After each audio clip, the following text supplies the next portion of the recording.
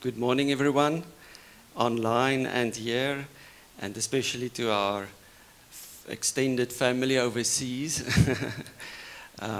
We are grateful that we can all be here together, and we had a very good time of worship and in God's presence. And I have the honor and the privilege to bring a word this morning. So before we start, let us just pray. So thank you, God, that you use imperfect people to do your perfect work, and that you empower us and you give us the grace that we need to say what we need to do what we need to, and then you come and you do more than we can expect and that we would ever think through us. Amen. So like all of us know, in the Bible it says we are made in the image of God. And I felt to expand a bit on that, and what does that mean? What is the implication of it, to be the image of God? There must be practical implications. And why did God make us in His image? A lot of it, we know the answers to. He wanted to create a visible being that resembles Him, that can reign over the visible realm and over the earth. And we have spoken about that before. But the thing of being an image bearer or an imager of Christ or of God, which Christ also showed to us, let's delve a bit into the practical application of that. So the word imager is not a widely used word. I think we know the word image bearer more, but I'm going to use the word imager this morning. And it is one who is created in God's image, appointed to reflect His character, authority, and purposes as His representative on earth. So that's sort of a definition, if you want to use it. So it's one created in God's image, appointed to reflect His character, authority, and purposes as His representative on earth. The scripture from where we can root this is Genesis 1, verse 26 to 27. There's this Latin term, imago Dei, which is just Latin for the words image of God, but it's used when something, or it's used as a description or a characteristic to, especially with humanity or with humans. It's like almost like a legal term. You said that this is a person made in God's image, and when we look at that word, it is like a calling, and it shapes our identity, purpose, and relationship with God and with one another. So we are supposed to relate to God and to relate to each other in a different way than any other thing that we see. We are different from the animal kingdom in that way. We don't relate to each other as wolves does, or apes, or any other animal. And we also don't relate with God in the way that creation does. We have a certain function that we need to fulfill. So having that imago Dei status, it doesn't actually have to do anything with a characteristic like intelligence or having a soul or being able to reason in a certain way. It includes that, but what about an unborn baby? What about a disabled person? Are they then not, do they then not have that status? No, they do, because they were still created human. And an unborn baby has just as much of that status of being made in God's image as an elderly person or as an adult person. I see we might have some technical difficulties, but we are looking into that. So what it means to live as God's representatives, reflecting his love, authority, and sacrificial purpose in a world marked by both beauty and brokenness. Let's look at that, how that flows out. And I trust that our hearts will be impacted by this, that we will see it in a fresh, new way. So as I mentioned, Genesis 1, verse 26 to 27 is a verse from which we make this statement, or where we get this whole idea that we are made in God's image. And that is where God declares, let us make mankind in our image, in our likeness, so that they may rule over all the earth. This image, as I said, it is not just a quality or a characteristic like intelligence or having a soul, but a status. And that means that being an imager of God, we are appointed as his representative and tasked with stewarding creation and reflecting his authority. We can look at Psalm 8 verse 5 where it says, you have made them a little lower than God, or some translations say a little lower than angels, and crowned them with glory and honor. And it is only humanity that this is ascribed to. As I also mentioned just now, the status is universal. It's bestowed upon every human regardless of age, ability, or condition. From the unborn to the elderly, every person has this divine dignity and the sanctity of life. And that is why things like abortion is wrong, because you are taking away the right to life from an image bearer of God. And the same with elderly. An elderly person who might be frail, who might not be able to do a lot, they are still made in that image, and their lives need to be protected. They need to be cared for. This is also where the role of community comes in a lot, because a state or organism or organ or government cannot look after the frail as a community or a family can do. So imagine a community where we truly see each other as God's imagers, honoring God by the way we treat each person that we come into contact with during the day, and even more so in a church congregation or in your biological family. As imagers, we are also co-regents with God, because it says in the verse in Genesis that we may rule over all the earth. And I looked up the meaning of co-regent, me being not a first language English speaker.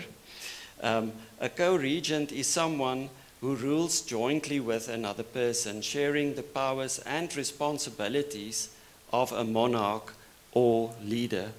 This often happens in kingdoms or empires when a ruler appoints another, like a spouse, child, or a trusted figure.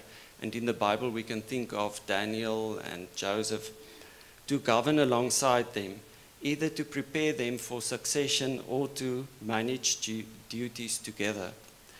So being a co-regent with God is actually a big deal, especially if you look at what the definition says. It's not just about sharing the power, but also the responsibility. And we will explore a bit on that as well, because today we see a lot of people, they want the power, they want the influence, but they do not want the responsibility and the accountability that comes with that. So as imagers, we are co-regents with God, called to foster harmony and advance His purposes in every sphere of society, at our workplace, at our families, relationships, and every other area that we influence. And the verse we can capture there is Colossians 3, verse 23. Colossians 3, verse 23 encourages us, and it says, whatever you do. So whatever is whatever, it's everything. Whatever you do, work at it with all your heart, as working for the Lord. So that means the way you wash dishes, the way you do your admin at work, the way you speak to employees, or the way you work with your parents, everything. Do that as working for the Lord. This vocation transforms our daily endeavors into worship, aligning us with God's eternal plan to expand His kingdom. And it also ties in with abiding in the Lord, because abiding in the Lord is not just spending time alone with Him at certain times of the day. It is doing everything from Him. Living in that place will determine a lot on how you speak to other people, how you serve, how you lead, and it will change your whole life in that regard. So also part of the responsibility that I'm going to speak of, we must first see why we must have responsibility, or why we should pick up responsibility. And that is because God gave us free will. And the reason why He gave us free will is because He's a free God. He has free will. We are made in His image. So therefore He gives us free will. And the thing is, when you give someone free will, as any parent will tell you, things don't always go to plan in your house.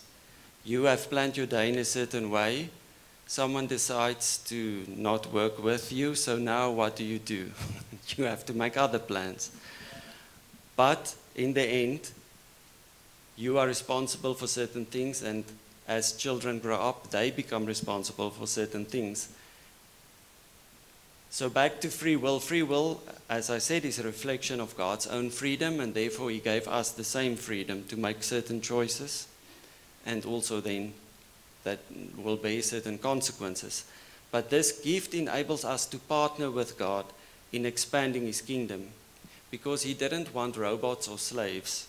He wanted children, and children must have the freedom to choose. Also, that's the only way how you can see if someone loves you, is if they choose certain things. So we pray, your kingdom come, your will be done on earth as it is in heaven, like Jesus did in Matthew 6, verse 10. And part of God's kingdom coming is our contribution to that and our choosing of that. So free will allows us to choose love, to create beauty, to build communities that reflect God's heart. It gives us that ability to be able to do that. But as we know full well, it also carries the risk of rebellion. And as we have seen through church history and biblical history, humanity at many, many times chose rebellion and chose to do evil instead of doing good. Yet they had the ability to choose the good as well. But God knew this. He knew that there's this risk of rebellion, yet He chose to still give us free will and to make humanity, even though we might do all these bad things and harm each other, He wanted to have us rather than to not have us. In Romans 5 verse 8 it says, God demonstrates His own love for us in this: while we were still sinners, Christ died for us. So even in that state of rebellion, and when we are wayward, He gives the fullness of Himself in order to get us back. And why does He do this? Because He's a responsible God. He took on the responsibility for the thing that He started. Also, we read that before the foundation of the earth, the Lamb was slain. So God made the provision for the possibility of our disobedience and rebellion even before it happened. God is bigger than our faults and our disobedience and our wrong choices. So whenever we come back to Him, He can still bring us back into His plan and into His purposes. And we can take that from that He made provision for our sins ages before it happened. Then many of us will maybe wonder at certain times, why does God not end all evil now? and eliminate all evil now. Like I have also thought many times before, why does he not just throw the devil and all the demons in hell and then we are rid of them? But the thing is, if God ends all evil now, there must be a judgment. Judgment is the only way to end evil. And if he if he brings that judgment day now that he purposed for a certain time in the future that we all know about, then a lot of humanity will be lost. A lot of our brothers and sisters biologically, other family, friends, will go to hell if God suddenly now has judgment day. So we are living in a time of grace where we can bring other people into the kingdom. And that's also part of us resembling resembling him well, that we others can see him in us. We can read Acts 17 verse 31 that speaks of this day. So God works in a divine chronology. So he works in a divine time period which we are in, where certain things has happened, certain things like Jesus did come and the Holy Spirit that was poured out, but then there are certain things that is still waiting, like the end of the age, the end of time, the day of judgment. Those things are still in the future.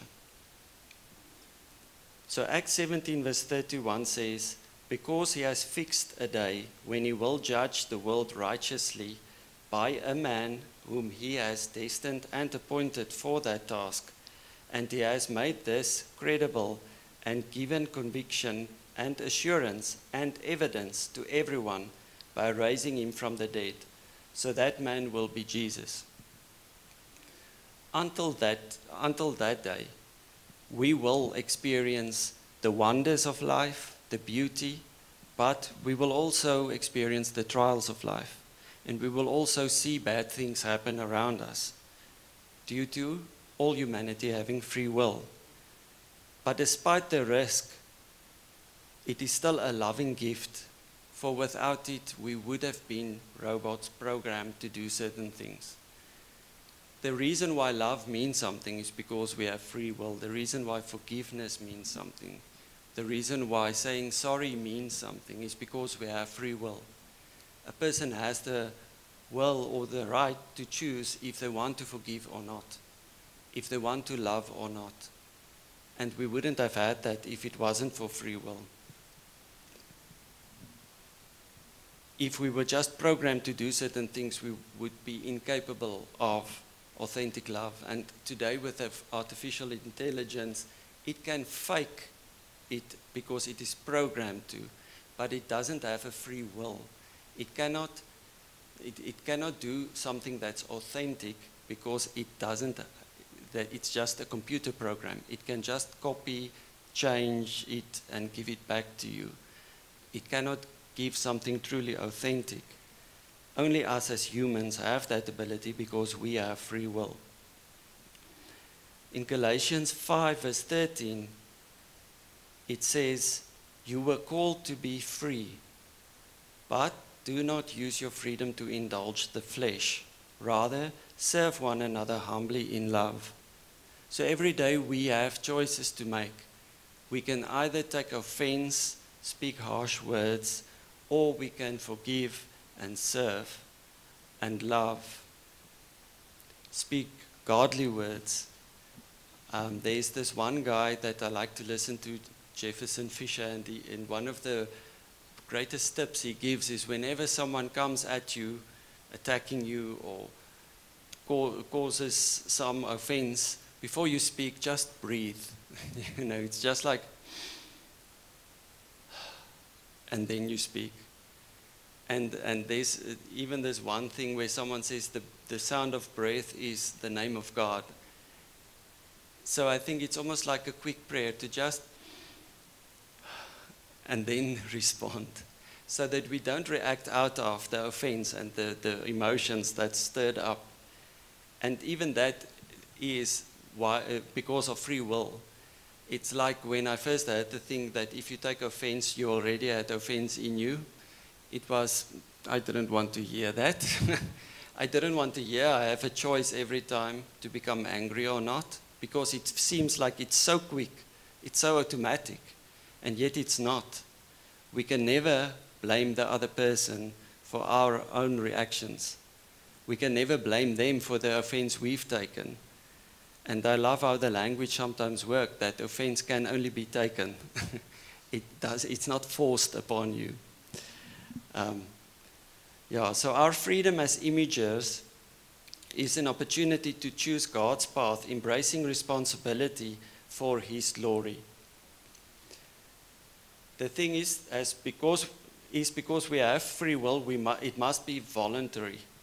It cannot be forced on us. So voluntarily taking on the responsibility transforms it from a burden into a chance for growth and purpose. If you live a defeated life, you think, oh, I must do this to please God. Oh, I must do that. Now I must also, be kind to this person. But if you take on the responsibility, not that I must now do this, but I get to do this. I get to show this person love, even though they have done this and that to me. I get to show this person forgiveness, even though they have hurt me. I get to serve this person, even if they are not maybe the funnest person to be around. But it changes the negativity of it to something positive, where your responsibility that you take allows you to grow in character and stature, and you can show something of God to that person and the people around you. So we are called to carry a certain burden, but not the ones we think, the one that Jesus gives us. But we are called to carry a certain burden, not as a curse, but as a path to meaning under God's lordship. And we will also look into that a bit. Galatians 6 verse 5 says, For we are each responsible for our own conduct. So you cannot blame other people for how you act. You are responsible for that. Now, responsibility can seem like a heavy burden to bear, and it can sometimes feel unfair, and why should I now show this person this and that, and why should I now take certain actions and the other person doesn't have to? But just think of the alternative. A life without responsibility is actually seemingly easy, but it's far harder, because it leads to a pointless misery that drains your soul. And you can look at the people around you. Those who live irresponsible are always looking for the next fix. They are usually in misery. They are usually always offended. They are usually always blaming other people or the government for their bad situation that they are in. Yet they are living in the consequences of their own choices, because they never took the responsibility for their own choices and for the consequences of that. Because when you live with responsibility, you will do things differently. You will plan ahead. You will act in a certain way. So a meaningful struggle, though challenging, gives life direction and depth. Consider a parent, for instance. You sacrifice, especially mothers as we think of them today, you sacrifice a lot of sleep to care for that child. Or a worker that labors diligently to serve others and maybe not get the recognition from his supervisor. So though these acts are heavy, they build character. And then you start to reflect God's image more accurately. Jesus modeled this for us. So he doesn't call us to something that he didn't model himself. He modeled it in the way he discipled his disciples, but also in his own life, how he followed the Father even unto death. He said, whoever wants to be my disciple must deny themselves and take up their cross and follow me. That's in Matthew 16, verse 24. So taking up our cross means embracing the toughest path. It's not the easy way. And that comes with the responsibility that we need to also take on us. Because it is the most meaningful thing to do, that makes the yoke light. So if you have eternity in your heart, then to take the tough road, following Christ, taking up your cross, makes it worthwhile. And that makes the burden light. If you live under your own burdens that you put on yourself through irresponsible choices and the consequences thereof, that actually makes the burden heavy. Also, the attitude we have about it, if it's like, I think Bill Johnson said that if your burden feels heavy, maybe there's readjustment that you need to do. Maybe you're pulling in the wrong direction. So if you change to God's direction, the burden will become light. Also, He comes alongside you, and He's like we read previously, or that I said this, we are co-regents. We are not supposed to carry the full responsibility or the full burden of that life that we have, the life that we have to live. He comes and He is next to us. He helps us. He gives us the grace to be able to do this. So as I said, Christ's yoke is light not because it is easy, but because it aligns us with divine purpose, making the burden worthwhile. Choosing responsibility, like Christ's self-sacrifice, builds something enduring, unlike the fleeting escape of distractions. Walking towards sacrifice, even unto death, is redemptive when we do it voluntarily. So the death of Jesus and the sacrifice He gave actually is redemptive because He did it voluntarily. He didn't do it because it was expected of Him. He chose it. In the garden He prayed, if there's any other way, but then He made peace with it and He chose to do His Father's will. He could at any time chose not to do it, but then He did it for us. Jesus was the perfect image of God, the ultimate imager of God, and He was the image of God made visible for us and the Father's heart. He fulfilled the role of God's representative in a perfect way, and He reflected His character through His life and sacrifice. Another guy I like to listen to, I don't know if he's really saved or not, but you can see he reasons about these things, is Jordan Peterson. And he highlights sacrifice as the foundation of community, culminating in Christ's voluntary self-sacrifice. And if you think about it, that's also a hallmark of a good government. A government is not supposed to lord over people and control them and extract unfair taxes from them and whatever else. A government is actually supposed to sacrifice for its people. It's supposed to sacrifice for the benefit of its people, for the protection of its people.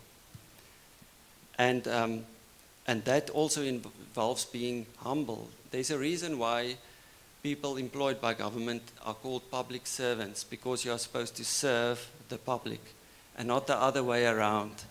The public is not supposed to serve the government. The government is supposed to do anything and everything they can to create conducive circumstances for the citizens to flourish and grow. John 15 verse 13 states, "Greater love has no one than this, to lay down one's life for one's friends." So facing the worst of deaths, Jesus remained steadfast, showing us that a life lived without reserve is the pattern for a true imager of God. As imagers, we are also called to reflect Christ's example, being transformed into His likeness, like it says in 2 Corinthians 3 verse 18. We all who with unveiled faces contemplate the Lord's glory are being transformed into His image with ever-increasing glory. So this transformation involves choosing sacrifice and responsibility, aligning our will with God's will. And this will impact the way we live in all areas of our lives, the way we serve our neighbors, forgiving enemies, functioning in the gifts of the Spirit while displaying the fruit of the Spirit. And I think that is important, because sometimes someone can function in the gift of the Spirit, but they don't necessarily show the fruit of the Spirit, which is patience, kindness, love, long-suffering, and all of those things that we read of in the Bible. And you must have both. You must be able to pray for healing, to deliver people, but still have the fruit of the Spirit as well. And also the Bible says that you can judge someone's life by the fruit, not necessarily by the signs and wonders. And that's also how you will see, and why in community is important, because in a community you will see someone's fruit. They can not fake it long enough for a community not to see the true colors that they are. So community is really important as well. And this, a life like this will radiate God's love, and it will draw others to Him. So our role as images comes with accountability. In Psalm 9, verse 7 to 8, it says, "But the Lord of eternity, our mighty God, lives and reigns forever. He sits enthroned as king, ready to render his verdicts and judge all with righteousness. He will issue his decrees of judgment, deciding what is right for the entire world, dispensing justice to all." So, many people, they will have this verse on their cars or on a sign or whatever, says judgment is coming, and it is like this bad thing. I also feel a bit afraid when I hear judgment is coming. But is God's judgment really something to be afraid of? Is it not actually a merciful thing? Let's look at that. God's judgment ensures that our actions as His images actually matter. It's almost like a test. If you go to school and you learn, but you never write a test, does it really matter? Because you also won't know really how much you have learned or not. But that test, that time and date of reckoning, actually makes the things that you do in preparation matter. And also, God's judgment is a place in time where whatever we have done with our lives matters. It actually gives value to that in a certain sense. In Matthew 12, verse 36 to 37, it says, "Everyone will have to give account on the day of judgment for every empty word they have spoken." I have many times read that one and think, oh my goodness, I need to speak less. So our words and deeds reflect our hearts and influence others, shaping the world around us. God's judgment is infused with mercy. If we look at Psalm 103, verse 8, it says, "The Lord is compassionate and gracious, slow to anger, abounding in love." So we must always give context. The Bible usually explains itself if you look at the whole picture. So yes, judgment is coming, and we will have to give account for things that we said and did. But then God is also compassionate and gracious, slow to anger, and abounding in love. When we stray, judgment serves as a call to repentance. In Revelation 3, verse 19, it says, "Those whom I love, I rebuke and discipline. So be earnest and repent."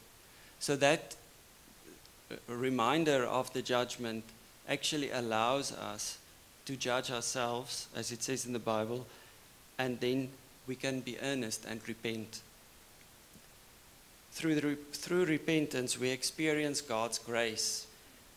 As it says in Isaiah 1, verse 18, "Though your sins are like scarlet, they shall be as white as snow."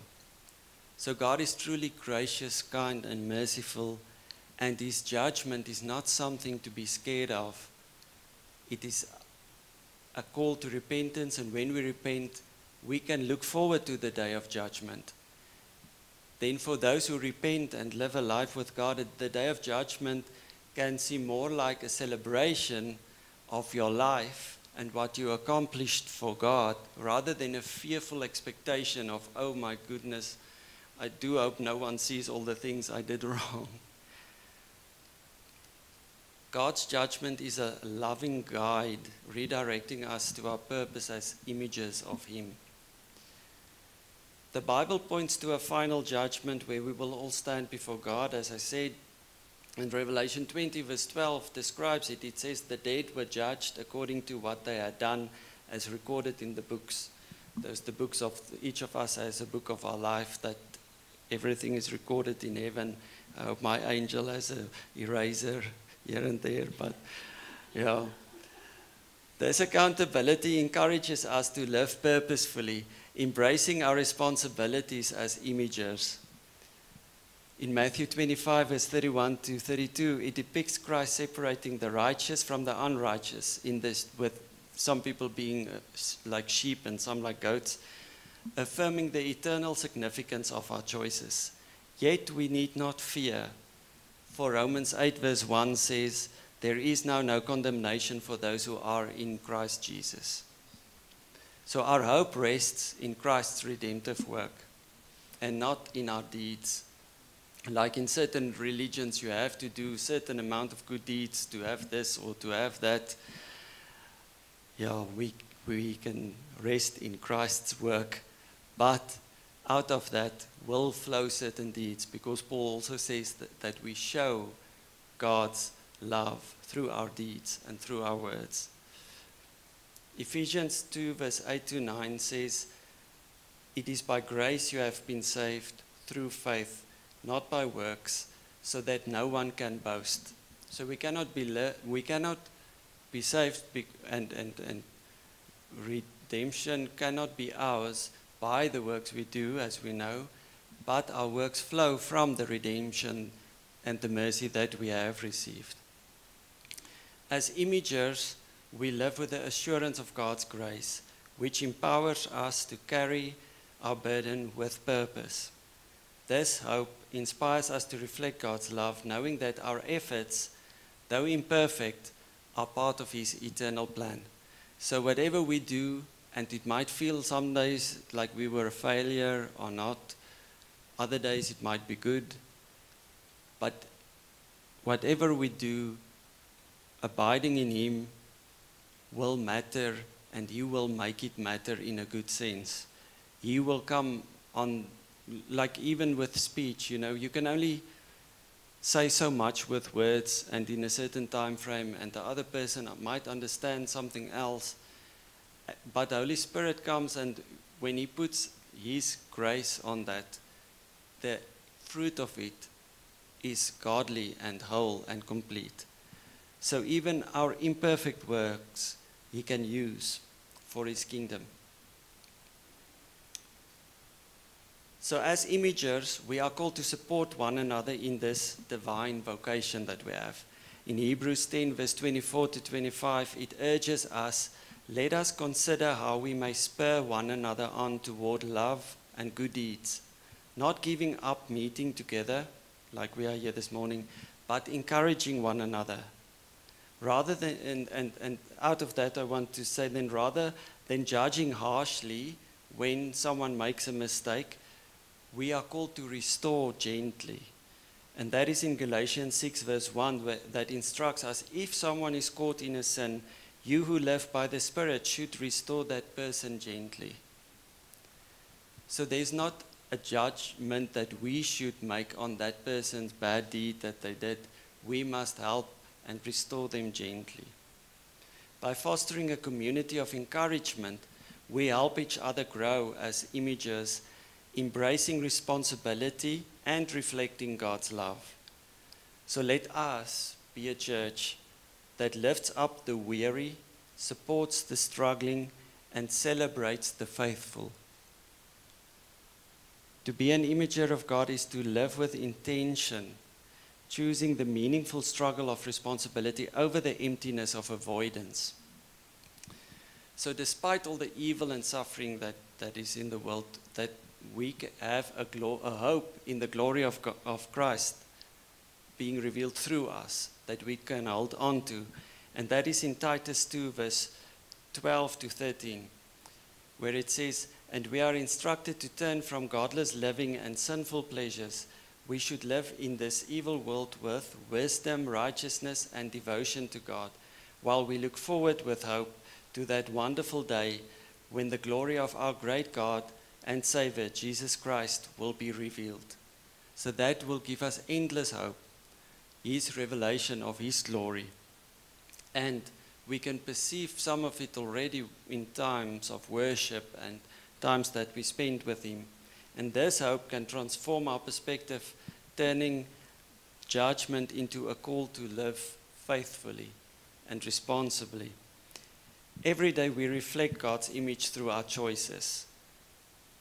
In Micah 6, verse 8, it says, "To act justly, to love mercy, and to walk humbly with our God."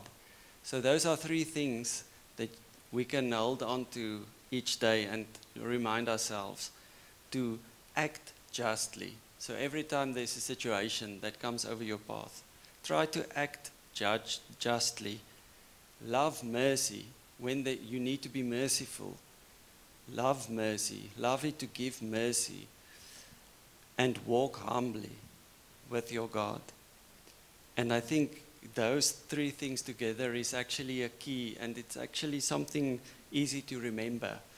Act justly, love mercy, and walk humbly with your God. So whether we are at our workplaces, homes, or wherever in our communities, we are God's representatives tasked with bringing His light to the world around us. And as we know, to have responsibility is challenging, and especially as a man and a husband and a father, you know there are certain responsibilities that I should carry and that I'm designed to carry. We as men are designed to carry certain responsibilities. And if we don't do that in our households, we actually cause a lot of heartache to take place. So we should be an example of taking up responsibility for our children, taking even responsibility more than what you might historically thought was yours to take. Like maybe you come from a certain cultural background, or that the husband only need to do this and this and that. But broaden your responsibility.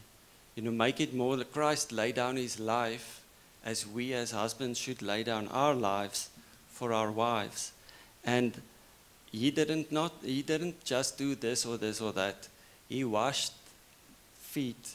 He really cared for His disciples. He led them in a self-sacrificial way. And that's the way that we as husbands also need to lead our families.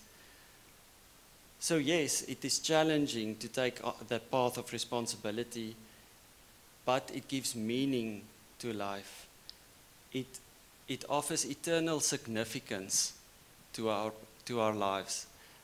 The stories that touches your heart are the ones of self-sacrifice, are the ones of honor, are the ones of where people did the hard thing. And those are also the stories that echo through eternity, where people chose the hard way, where they did not choose to get back at the other person, but where they chose to forgive, where they chose to love. We have a lot of examples on both sides in the Bible, but the ones that we cherish are those ones that touch us our hearts, that where people were actually willing to sacrifice, and it gave their lives meaning. So let us rise to this calling, trusting that our labor in the Lord is not in vain. And in conclusion, I just want to highlight, so we are images of God.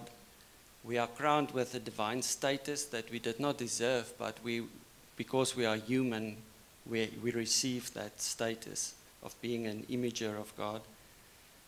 Therefore, we are entrusted with responsibility, and when we choose to, are empowered by Holy Spirit. Despite the risks of sin, God's love remains steadfast. And through Christ, who is our perfect example, we find the model and the means to fulfill our calling. Judgment holds us accountable, but also reveals God's mercy.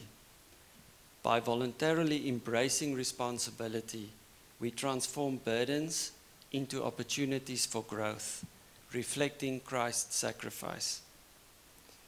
So, together, let us encourage one another, living with intention and hope as we carry our cross for God's glory. So let us pray together in closing. Father, thank you that we get to resemble you. Thank you that we get to have opportunities where we can show forgiveness like you showed forgiveness, where we can show love like you showed love, where we can show kindness as you showed kindness. And may we follow those examples. Father, thank you that you also made provision for our mistakes. And thank you that you teach us, you guide us, you lead us to become mature sons and daughters of God. In Jesus' name, amen.